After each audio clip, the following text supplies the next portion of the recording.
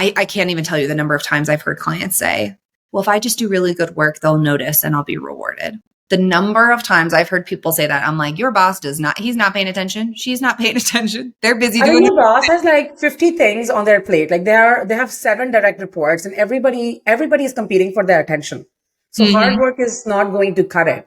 Right. And so you have to build that executive presence. And when I talk about executive presence, I really break it down, what I call my 7C framework of executive presence. And part of that is also composure, like what you talked about in terms of how are you handling conflict. I think it's important to talk about why women struggle with handling conflict so much. Welcome back to Secrets of a Corporate Game. So many people are trying to navigate a corporate world that is laden with secrets, cleverly hidden and unspoken rules to a game that most employees don't even know they're playing.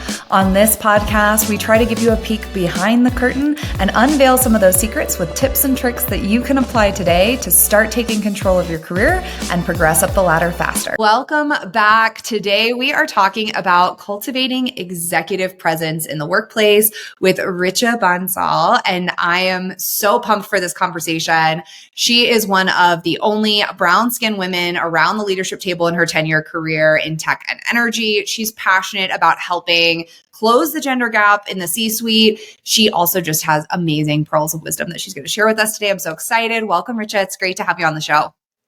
Thank you, Kendall. I am so stoked to be speaking with you. You are doing some fabulous work on Instagram, and I think like Instagram and LinkedIn, such fabulous platforms, such fabulous opportunities for us to connect with other like-minded women who are doing such amazing work to change to really turn the tables around. Absolutely. So I'm excited for this conversation. It's going to be so good. And Rich and I have talked a little bit offline, and I can already tell you we're going to have no problem filling today's episode. So, Richa, why don't you introduce yourself, tell listeners a little bit about your professional background and about what you're doing now. Absolutely. So again, my name is Richa Bansal. I am a career and leadership coach, and my primary mission in life is to help other women stop playing safe so they can command high impact and high paying careers on their own terms, without fearing the economy, without working harder. Okay. And a lot of work that I do really stems from my own career journey. So if I may share with your listeners a little bit about that. I originally come from India. So like brown skinned women, one of the only brown skinned women that I've found myself to be around the leadership table throughout my career. And in fact, not even throughout my career, going back when I did my undergraduate, I went to IIT Delhi. I did my mechanical engineering. In my class, I was the only woman in that class of 67, until I joke like there's another lady who decided to join us in the second year. But since then, like I moved to corporate. I started my career working as a field engineer. So I used to wear the hard hats and the coveralls, and I worked off the coast of Malaysia, drilling for oil. So oftentimes found myself to be the only woman working on rig sites. Came back to engineering, worked in one of the largest engineering centers for Schlumberger in Houston. Again, often finding myself to be the only woman in engineering. As I moved in engineering management, same story repeats. And since then, when I moved to Amazon as well, only one of the only women that I found interacting with the engineering teams, right? And so I think there is something to be said about systemic challenges that do exist for women in tech, for women in energy, for women in other male-dominated industries. But we'll get a little bit into how we as women, we as minority can actually change that and actually utilize that in our favor. There's so much, Richa, that you touched on that really resonates with me because I studied mathematics. And so I was one of 4 women who were studying mathematics at the time across the entire university. So all age groups. And, very often the only female in the room. And it's very interesting because then I work in the tech space again. Fewer women present in that part of the industry. And I recently had Allison Peck on an episode that was really great. And she talked through a similar story of like the only woman in the engineering space, the only woman in these calls. And while there is a lot of struggle there sometimes to relate, to feel like you're doing the right things, there's also a lot of power in that. And what I'm so excited about on today's call is talking about that power aspect of it. It's important to acknowledge where we have differences. It's important to acknowledge where we are fighting an uphill battle, But if we can turn that into a positive thing that's going to help us be successful, and to me, that's where I'd rather focus my energy. And so I'm really excited to jump in with you. Absolutely. And I kind of want to piggyback on that power piece. And so for as long as I can remember, I have always told myself that being the only woman in the room is actually my power. It is actually a good thing for me. And one of the primary reasons for that is when I do something good, when I wear something that makes me stand out. So you can see, like, I have this red coat for a reason today. For any of you who are watching the video here as well, I have the red coat for a reason. Like when I would go into office and I was the one who was wearing the dress and the heels, when everybody around me, all the engineering folks were wearing their t-shirts and jeans, I would stand out. Right? And when I did something good, word of my good work traveled further than some of my male colleagues. And it's about finding that power on being the only one in the room instead of seeing that as a disadvantage. And when you can truly see that power, then you can truly think about how to utilize it for yourself to grow in your career, but then also use that as a way to pave path for others so they can grow in their careers too. So I love taking control back. It's all about taking control back of that power.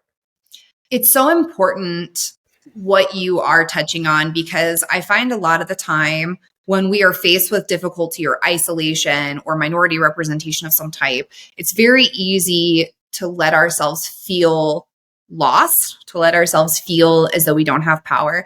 And I've used this example before on a different episode, and it's one of my favorite stories. Is I had a leader once. I did a big presentation of how we were going to address X problem. And he was a senior VP. I was like an introductory analyst very early on in my career. And after I left, he turned to my boss. He goes, "That blonde girl is really smart." And I remember at the time I was so offended. Like, how dare he call me that blonde? I am blonde and a girl. He was not wrong.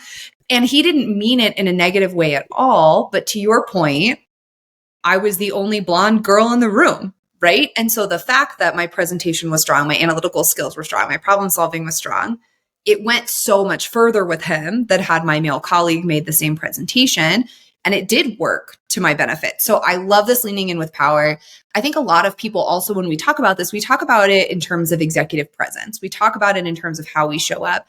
And I think it can be a really ambiguous term for a lot of people. So when we think of the listeners who want to step in their power, whether they're male, female, minority representation, majority representation, what does it mean to really cultivate that executive presence? That's a great question. I would love for us to start with actually defining what executive presence means. Okay. So executive presence is all about inspiring confidence. And I paraphrase this definition from a Forbes article, which is all about executive presence, what it is, why you need it, and how do you get it. Okay. And that article talks about, and I think it gives a great definition, that executive presence is all about cultivating confidence in your team, that they can follow you as a leader, that you will have the direction, that they can trust you to follow your direction to get to where they want to get to. It's about inspiring confidence in your peers so they can see you as capable and reliable individuals, so they can depend on you to also go to where they want to go to, and also inspiring confidence in your senior leaders that they can see the potential that you have.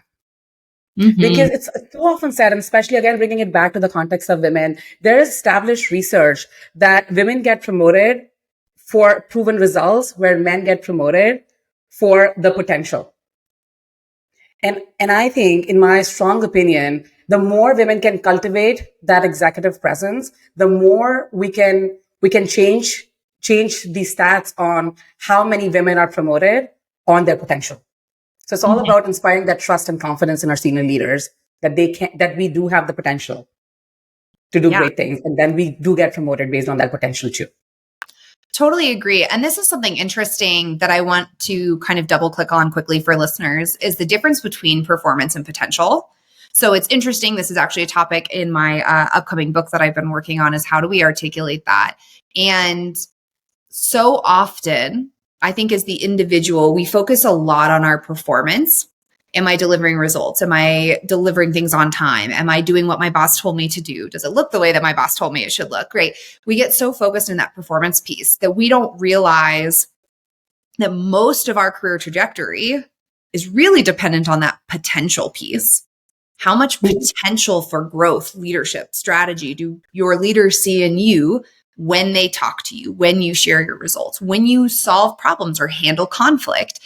And I'd love to hear more from you as you do focus on working so much with women and building this confidence. How do you think of potential as different from performance? Like, what are some of those aspects of potential that we can really kind of latch onto when we think of improving that part of our career trajectory? So 100% of the women that I work with, I do one-on-one coaching, I do group programs. I have, over the course of my career coaching worked with over 100 of women, helping them advance in their careers. Across the board, I find that women over-index on hard work. Okay. Across the board, the women that I work with, they have the skills, they have the education, they have the expertise, they have the experience. Almost everybody has a bachelor's degree, if not a master's, if not a PhD, MBA, or maybe multiple degrees. So they have the skills and they over-index on hard work. And they think about that the combination of skills and hard work is what performance is all about. Okay. Mm-hmm. But really, performance is more than skills and hard work. It's so much about really having that skill. You do need to have those foundations. And that's one of the key aspects I talk about as we unpack executive presence more. You do need to have those basic skills. You need to have the results, but it's so much more, like performance is so much more about what others perceive your performance is. Okay. So more than hard work, it's so much more about your brand that you're building, that perception that you are building, that perception that you have control of. Okay. And then it comes back to how do you build that perception? How do you really strengthen that narrative that you want to be known for so that others recognize the performance that you do bring to the table? Right? It's all about building that brand. It's all about future looking. And that is how it ties back to the potential. So as you think about your personal brand, and that starts to tie into that executive presence, well, how are you thinking? How are you acting? How are you dressing up? How are you showing up? Like all of that, think about how you can do that at that next level where the potential lies, right? Like the potential lies in the next level. And help and define your personal brand around the next level in terms of how you dress, how you act, how you show up, and how you think, how you speak. Yes. I would add one more thing to what you just shared, which is also how you handle conflict. Absolutely. And I think this is such an interesting one that as women, we're naturally more emotional. I think sometimes we struggle with that in the workplace, especially if we're in a male dominated industry where everyone else seems even keel and we're like about to blow our top over some perceived frustration. But in how you speak, how you present yourself, how you show up is also how you handle that conflict. So one thing that I would add here is not being reactive, learning what is going to set you off in advance and how you can prepare for those situations, right? Like we all have that one coworker. We're like, man, if I have to sit in a room with them one more time, I'm going to lose it, right? So like go into those meetings prepared, be ready to talk to that person prepared. And then when you have to navigate conflict, how do you do it in a partnership, collaborative way, right? Because especially as you start to get to those more senior levels, your job stops being the work and it starts being the people, the relationships, that executive. So I love what you're touching on. So many good ways about like how to show up at work, especially when so often we think, I can't even tell you the number of times I've heard clients say, well, if I just do really good work, they'll notice and I'll be rewarded.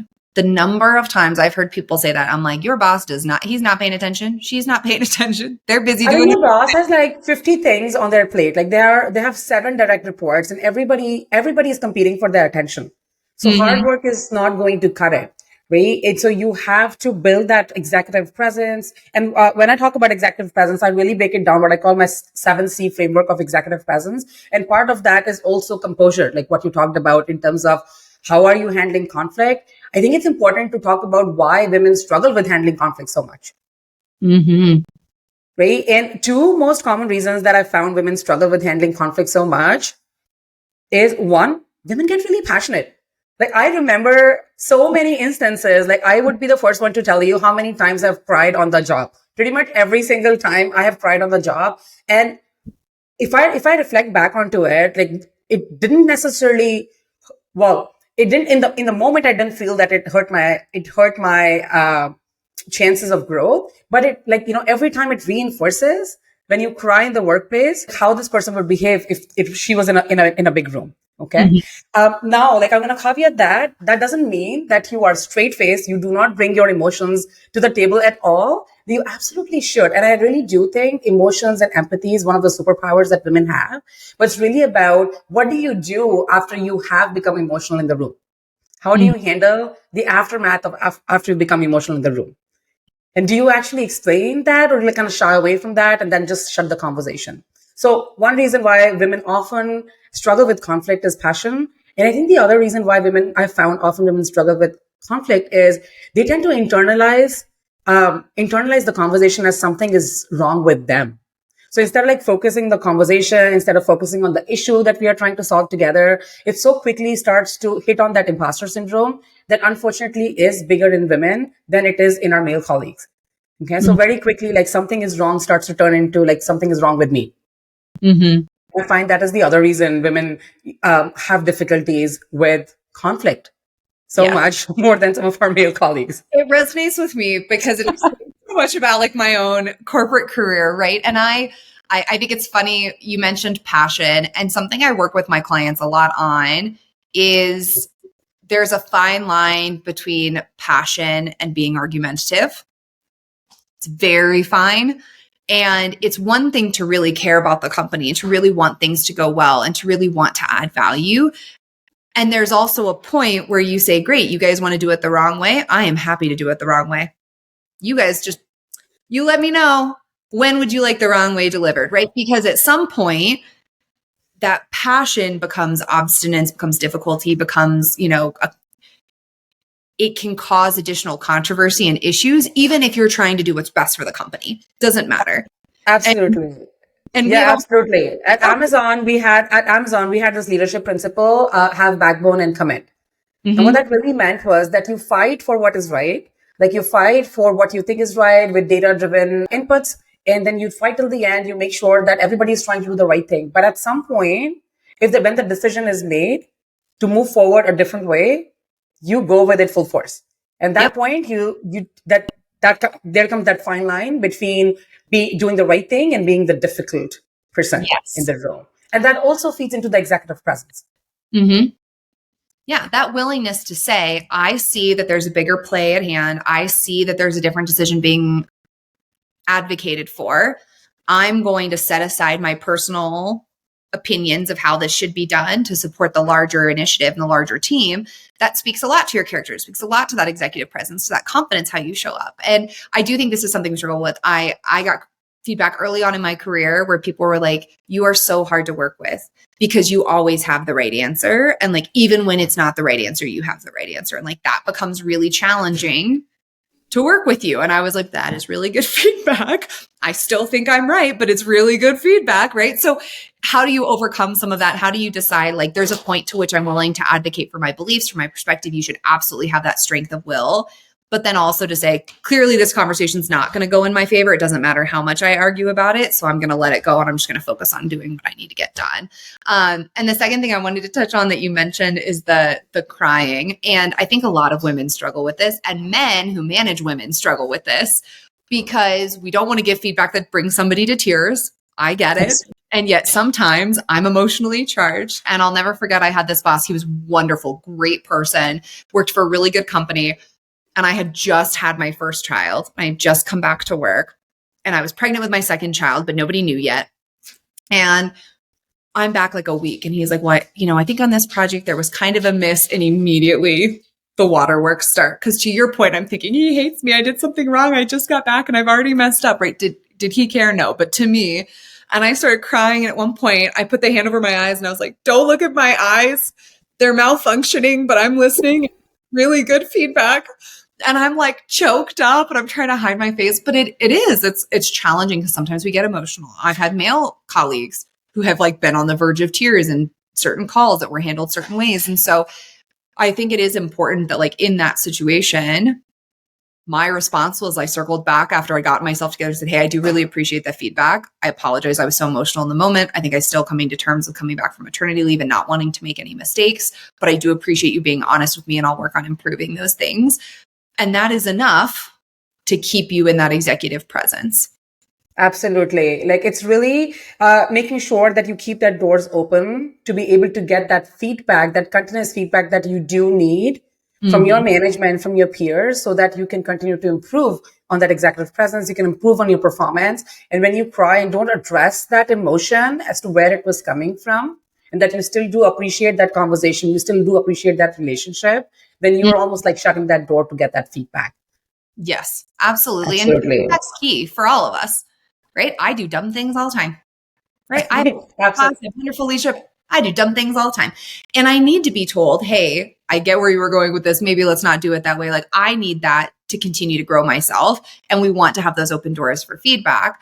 And I think the flip side of this is as a leader, as your executive presence grows and therefore your career grows and your level grows, how you give feedback to your employees that is constructive, that is valuable, will speak to them of the leader that you are. So having both sides of that perspective, I also think is really important. You talk a lot about, we talked at the beginning, we're bringing back our power, we're stepping into this role. What are some of the tactical tips that you give to your clients that you would give listeners if they're listening to this and they're going, oh, I really need to work on this. I could build my executive presence to be so much better. How would you help them? When I work with my clients, start again. When I work with my clients on helping them build their executive presence, I really kind of help them look into these 7 areas, what I call the 7 C's of executive presence. We've touched upon a couple, but let's reiterate that again. So the very first that we touch upon was composure. Like that was so important. We kind of like explored that further on what does that mean to have composure and why women like so often struggle with composure and how you can maintain that and kind of patch it up even if you do become emotional. So the very first one is composure. And then some of the other ones are confidence, character, conciseness, credibility, curiosity, and connection. Okay. So just going through the 7 C's again: composure, confidence, character, conciseness, credibility, curiosity, and connection.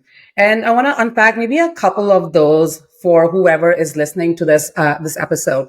One of the most important ones I've found is conciseness. And conciseness really means that can you put your message in 10 words or less? Ooh. I really want you to think about if you are going to deliver an important, on an important presentation, an important topic, can you talk about and give the gist of it in 10 words or less? And if not, say no. I bet my team would say no about me. I'm just thinking of the team meeting I had this morning where I talked way too long. I'm like, no, I don't know. It's a good one. I love that challenge.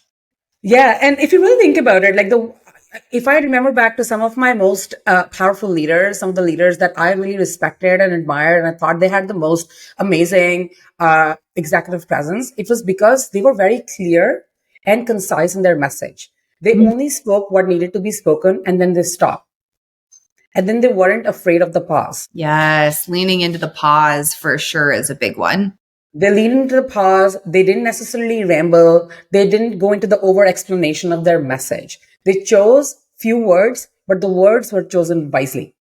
So one of the most important tips that I can give to anybody as they're looking to cultivate their executive presence in the everyday workplace, over meetings, as they have good presentations, as they build their brands on social media, is to think about how can they be more concise? How can they use less words, but more impactful words? Okay. That's one tip. The other one I think is so important to unpack is character. Right.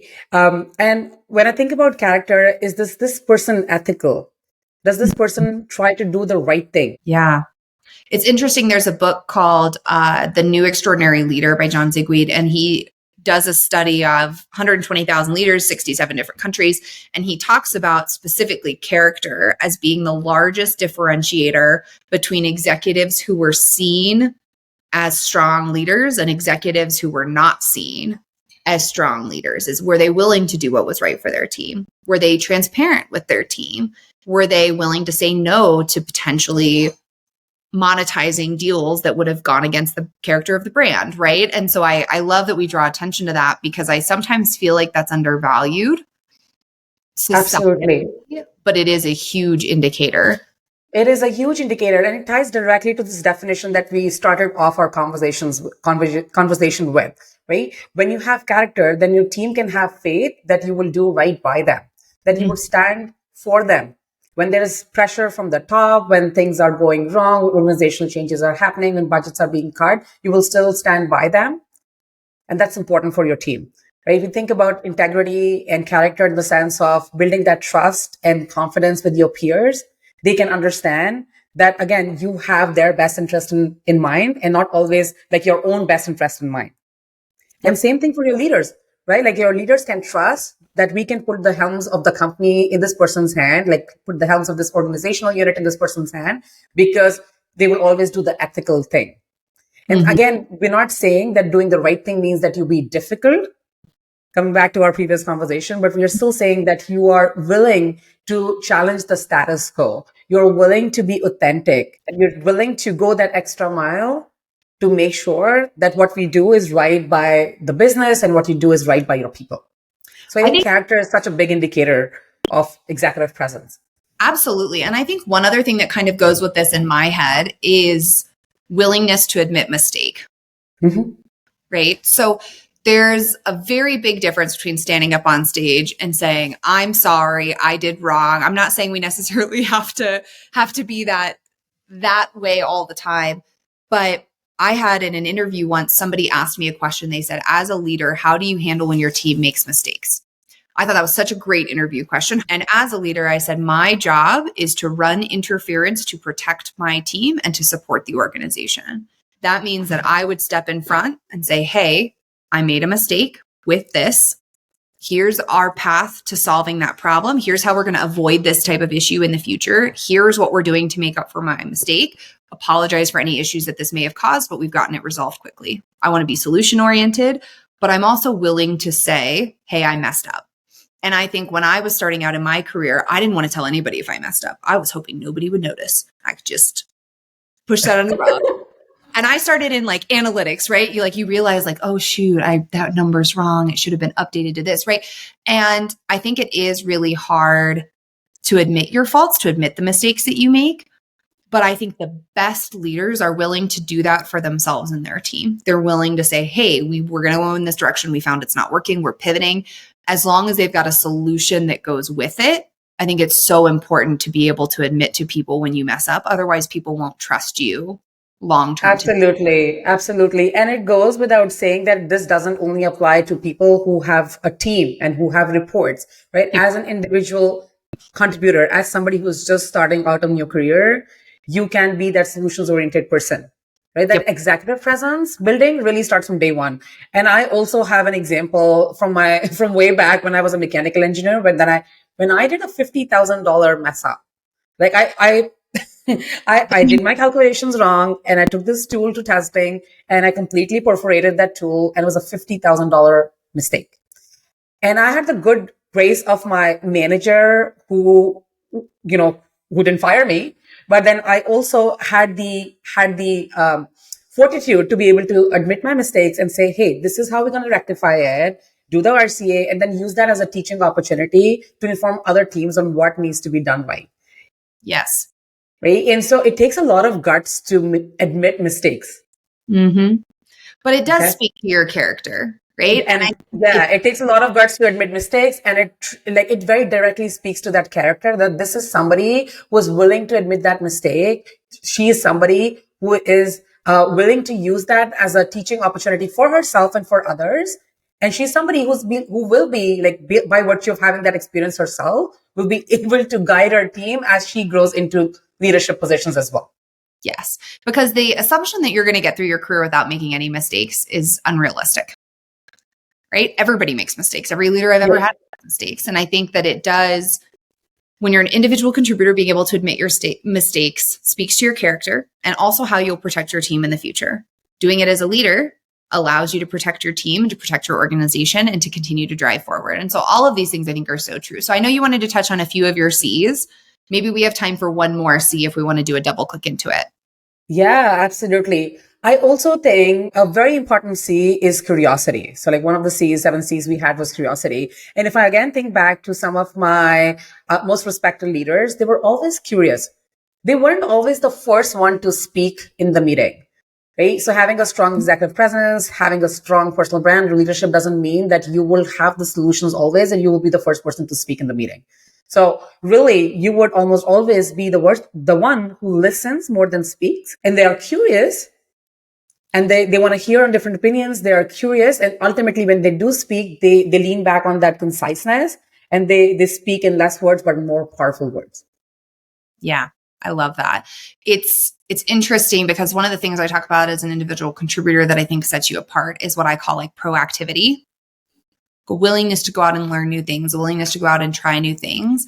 And I think the evolution of that as you're building your career is the curiosity. Mm-hmm. Maybe it's not you going out to do things, but maybe it's you asking the right questions. Maybe it's you meeting with the right teams. Maybe it's you understanding problem statements, wanting to learn more about how things could be better. I think that's also what takes companies through their evolutions over the course of their tenure, right? Like Amazon's a great example. Sold textbooks. I remember when all you could do was sell textbooks and CDs. Yeah. And Absolutely.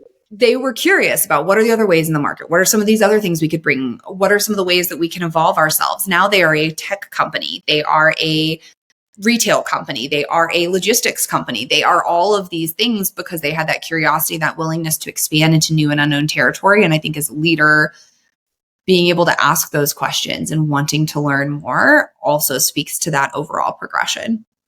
Absolutely. Because when you're curious, then you're willing to try new things. Then you are able to recover from failures quickly. Like the whole thing is about like being able to fail quickly and learn quickly.